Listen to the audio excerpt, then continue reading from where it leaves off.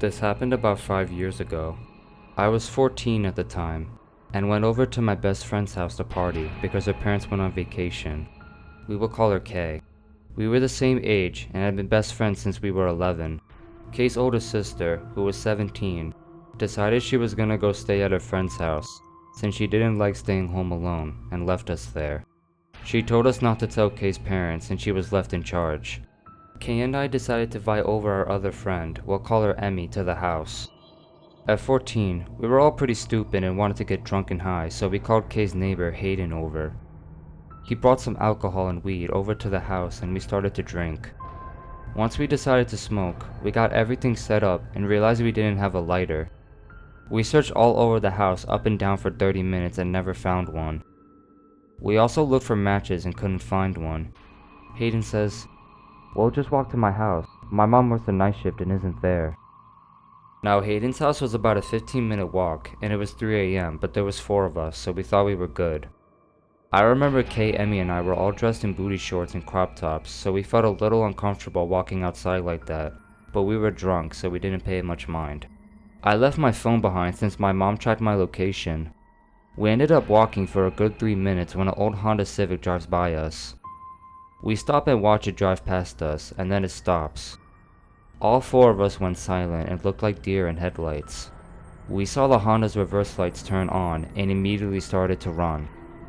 We hid in a neighbor's huge bushes and watched the car drive past us slowly with some guy hanging out of the window scanning houses. They eventually sped off, and we were a bit freaked out but laughed it off because of our adrenaline.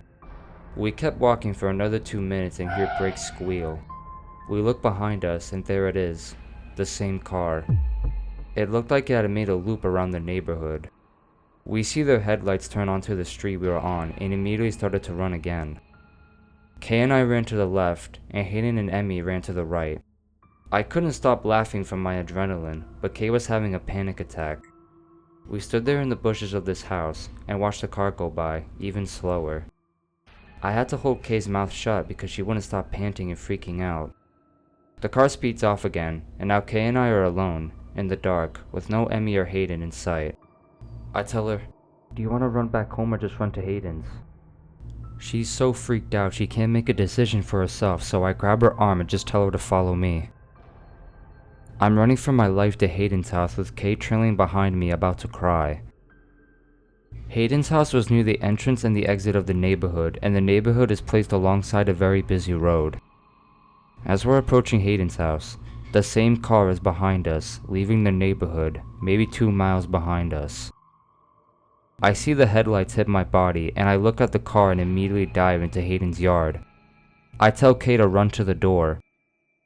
The car still hasn't reached the house yet, so I get up and run for my life to the door.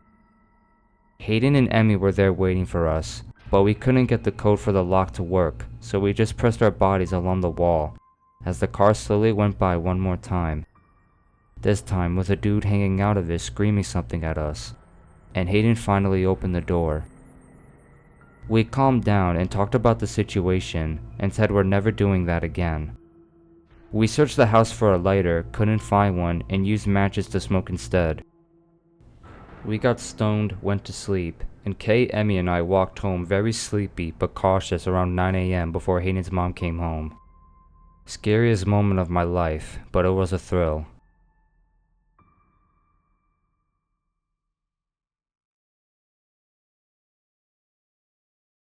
I'm a model and was doing G work for a catalog out of state. During our break, I stated that I was going to walk back to the hotel to get my charger. It was only a block away. One of the video crew offered to walk with me, as he had something he wanted to grab from the hotel too. We got to the hotel with no problems, but I left the hotel alone. As soon as I walked out the door, a man approached me and said, "I saw you walking earlier." He had been in the hotel for about 20 minutes, which means he followed us to the hotel and had been waiting for me. He continued to walk with me and asking me all kinds of personal questions. I tried to politely get out of the conversation by telling him that I have to go to work and couldn't talk right now. He continued to follow me and asked me questions the whole way back to where I was shooting. When I got there, he asked me to come swimming in the river with him. I told him that I couldn't because I have to go to work. I was afraid to be stern or tell him to F off because I've heard too many stories of men like this becoming violent in that situation. I started feeling nervous as I tried to open the door to the building because he followed me and was standing right behind me. The door was locked. I started running around to every door, trying desperately to get inside as he followed me to every door. They were all locked. Now I'm really in a panic. A car with two girls inside pulled over and called me to come to their car. I ran over and he immediately booked it down the street and disappeared. The girls told me they saw what happened and asked me if I needed a ride. I explained I just needed to call someone to get inside and that it seemed that he was gone now.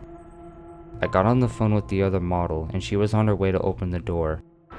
I told the girls I was okay now, he was gone and someone was on their way. As soon as the girls drove away, the man appeared from around the corner of the street he left down. He had been watching and waiting for them to leave. He was walking very fast towards me. I ran up the stairs and started banging on the door, desperate to get in. He started coming up the stairs after me when the door finally opened, and I closed it fast behind me. Needless to say, I was shaken. I never feel safe when I walk anywhere now, no matter how short the distance. Even walking across a parking lot is a stressful experience.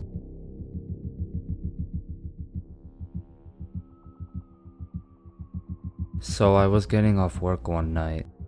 Keep in mind, it's the most popular street in town and about 9:30 to 10 p.m. As I turned to lock the front door of the shop, I noticed a guy smoking a cigarette walk past me in the street. Even though his face was covered by a dark hoodie, I could tell it was a man from his build. I didn't think anything of it as it was a popular street. So I finished up and started walking to my car, which was maybe a block away and within seeing distance. He was walking toward an intersection with pedestrian crosswalks, which I need to go the same way towards. However, I noticed we were pretty much the only two people outside, which was unusual for this street. I didn't want to make him uncomfortable, as we're the only two people here, and I'm walking right behind him. So I decided to cross the street without the crosswalk. Instead of him continuing to the crosswalk like I thought, he turns to walk right behind me. I brushed it off as a coincidence, but decided to cross the street again to be safe. He crosses right behind me again. Now I'm freaked out. So I change my pace and start speed walking, and I hear him speed up behind me to match my steps. I can see my car now, and the only words in my head are, "Get to the car, get to the car, get to the car." So I almost run and grab the driver's side door handle and unlock the car, aware he was behind me. It felt like everything was in slow motion. In the next few seconds it took me to hop in the seat and start closing the door. I can see him round the back of my car and get to the passenger door. I see his hand going for the car door handle and slam my door and hit the lock button as hard as possible.